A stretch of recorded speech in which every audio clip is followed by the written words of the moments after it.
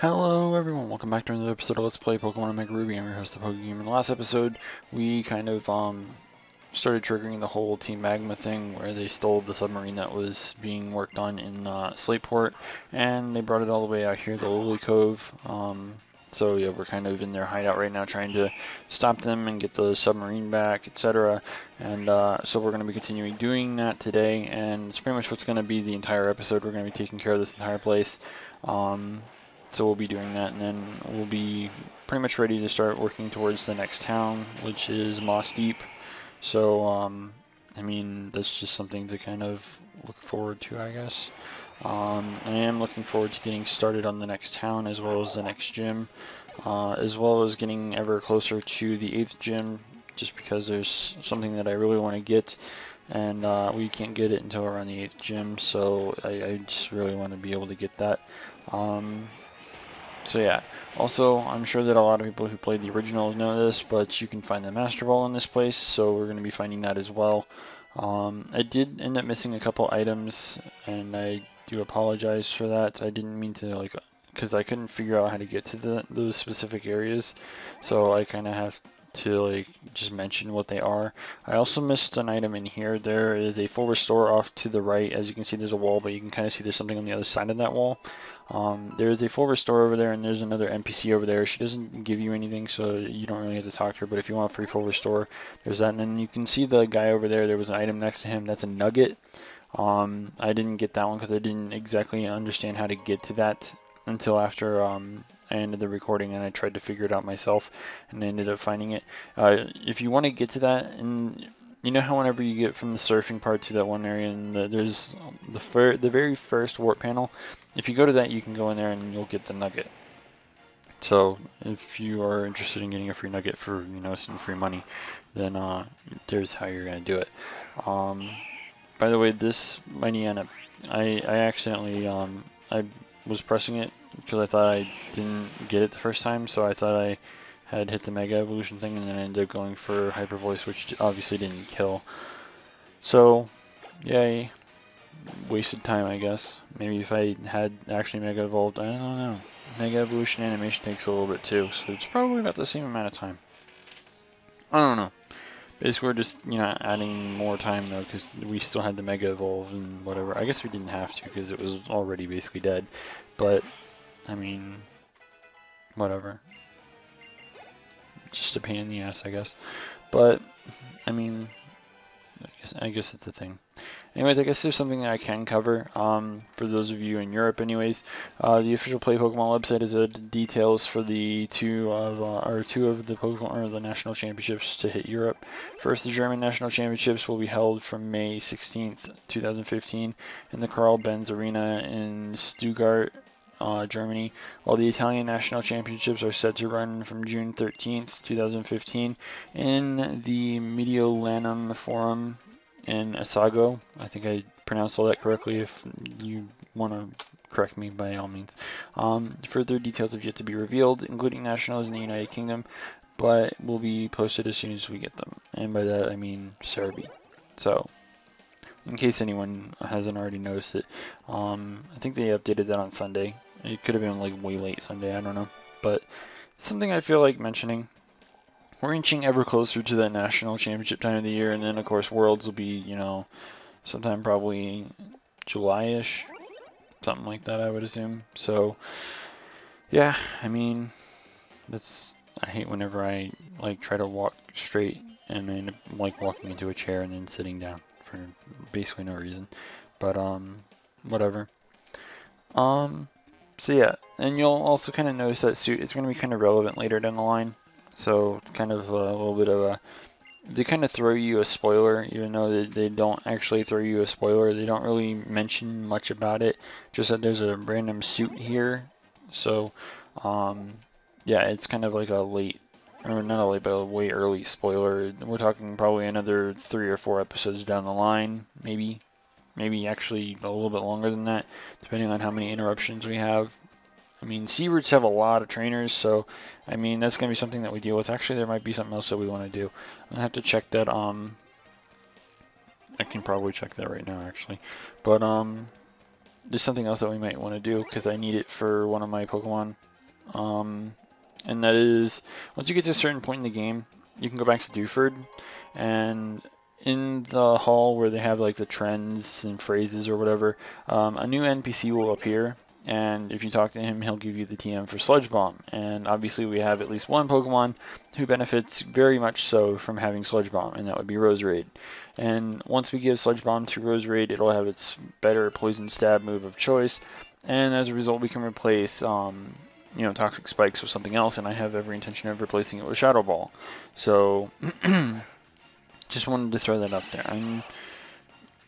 I'm not entirely sure. A lot of people say that it happens after the 5th gym, which we could have gotten it a longest time ago if that's the case. But I'm not entirely sure.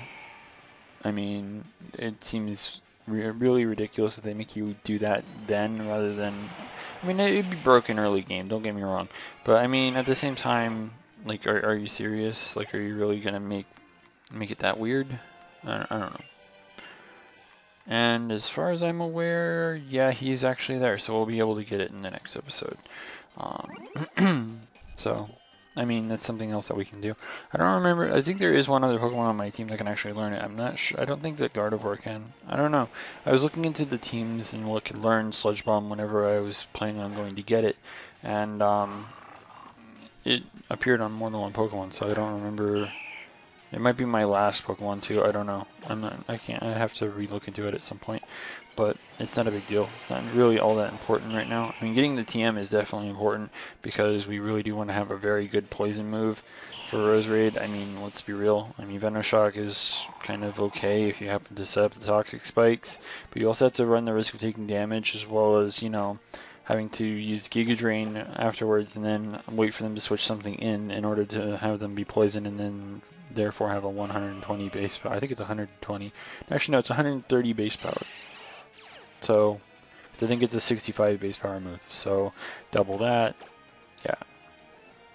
But either way, I mean, it's still kind of like that situational move, and that's part of the reason why it's not seen in competitive play, because like if the opposing team has a poison type, they can switch in and absorb the Toxic Spikes, and then you're kind of just left with, you know, a terrible situation where you have to reset up the spikes again. So it's not a solid strategy. It's not something that anyone should like base an entire team around, but it's still kind of a fun little gimmick that you can do. I mean, being able to just instantly poison every Pokemon on the opponent's team and then having a 130 base power move because of it is pretty ridiculous, I won't lie, but it's just not a good way to kind of, you know, build a team around it. And this guy's got a lone normal. I feel bad for you. Actually, there is one thing I want to mention. Because we're playing a game that's actually relevant to this. There's a little comic strip that I was reading just before I started recording. Something about dating a Team Magma Grunt, and it's you as the male character dating the Magma Grunt. And of course it's not like male on male. Of course it's not that. And I'm sure some people, you know, might actually look for something like that, I guess. But no, it's actually, you know, Brendan and one of the female grunts.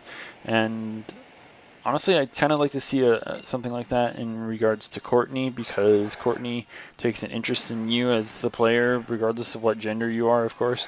But she still takes this like really fixated interest in you, and it's like, okay. I mean, it just kind of makes more sense to kind of do that. If you're gonna like make a comic or something about it, you might want to do Courtney instead of one of the grunts, just because, you know, why not? But, well, not just because why not, but because of, you know, obviously the fact that she's completely obsessed with you for whatever reason. So, which is weird because, like, a lot of other things kind of depict her to be rather obsessed with Maxie rather than like anyone else. She's really obsessed with him, but for whatever reason in this game, you are also someone that she becomes obsessed by. By the way, I'm sure everyone just noticed that. That was a Horde trainer battle. New mechanic in Generation 6. I guess if you want to call this 6.5, even though like we haven't gotten the sequel for X and Y yet either. So, I mean, I don't know. So, I mean, there's that. There is one other really huge thing I want to talk about, and I'm kind of afraid to try and find it because It might lag everything out. But the thing is, there's some pretty huge news going on Smogon.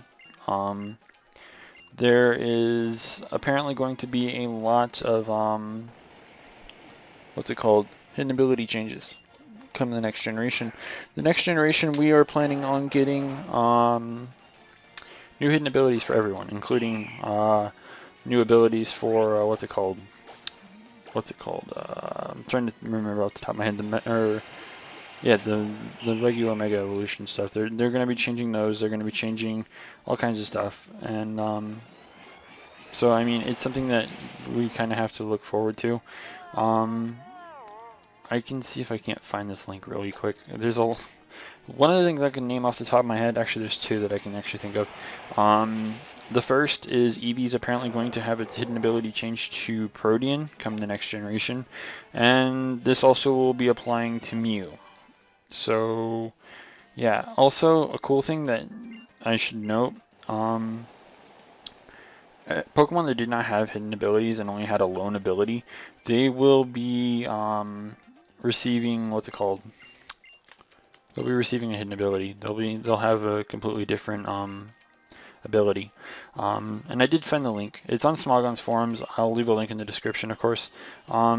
So they're working on what's called Hidden OU, and it says something about these actually being coded into the game. They're not entirely sure, but yeah, it's just something that you kind of need to take with a grain of salt. I'm just going to read off some of these things here while we can, I think, assuming we have enough time. Yeah, we have about 4 minutes.